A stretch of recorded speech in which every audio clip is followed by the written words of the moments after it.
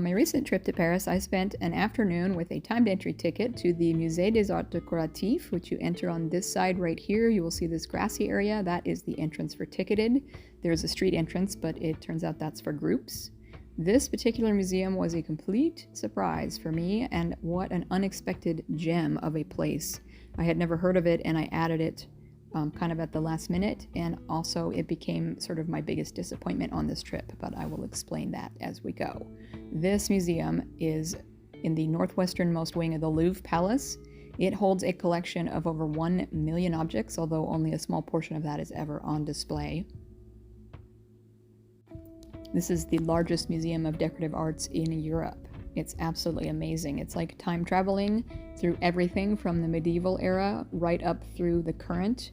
And what it houses is a collection of all the decorative things of everyday life from all the centuries. From the medieval to now, you'll see tapestries and clothing, textiles, furniture, jewelry. Has the largest collection of jewels in France. There's artwork and pottery and shoes and toys, sculpture, leather goods, musical and scientific instruments, graphics design, advertisements, just stunning collection. And since I am most interested in medieval Renaissance and First Empire history, I limited my visit to really just those halls. And honestly, since this is a big museum, I was really tired when I got here, and I just wanted to wander and look at things up close, like this gorgeous piece of medieval furniture. That the woodwork on this was so perfect. It was so perfectly preserved and well done. I just was enthralled with the furnishings from this era.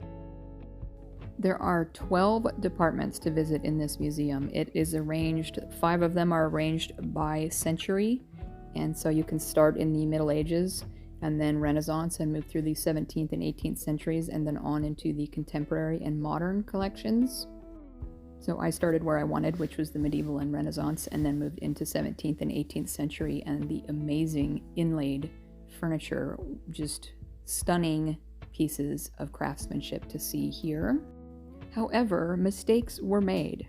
If you are planning a visit to this museum in particular, I cannot stress enough, get on their website and do some homework and look at how much there is to see here. Aside from the 5 chronological departments, there are 7 other thematic departments, and I literally missed all of them. I kind of knew they were there, but I didn't go and try and find them. I was actually pretty tired by the time I got to this museum this particular day. I had spent the morning wandering the entire Musée and all the covered passages, which are all in a different video, Palais Royal, and then came over here. So I was kind of tired and just wanted to see some Middle Ages and some furniture, but I missed the modern and I missed the thematic. So if you're planning to visit here, definitely, first of all, buy a timed entry ticket, because your travel time is valuable, and the less time you can spend standing in lines to buy tickets, the more time you can spend looking at stuff like this.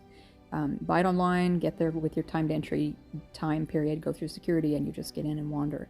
The other thing is to definitely check their website and kind of find the departments that you want to see. I missed the thematic departments include graphic arts, the largest jewelry collection in France. How did I miss that?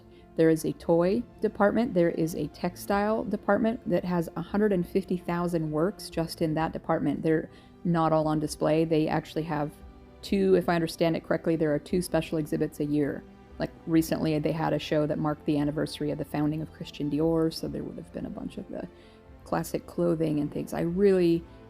My big disappointment in this is that I missed those departments, just entirely missed them and didn't get to see them. So definitely get on their website, look up any fashion and clothing exhibits if you're coming. This would be a perfect day trip for a girls' weekend in the city.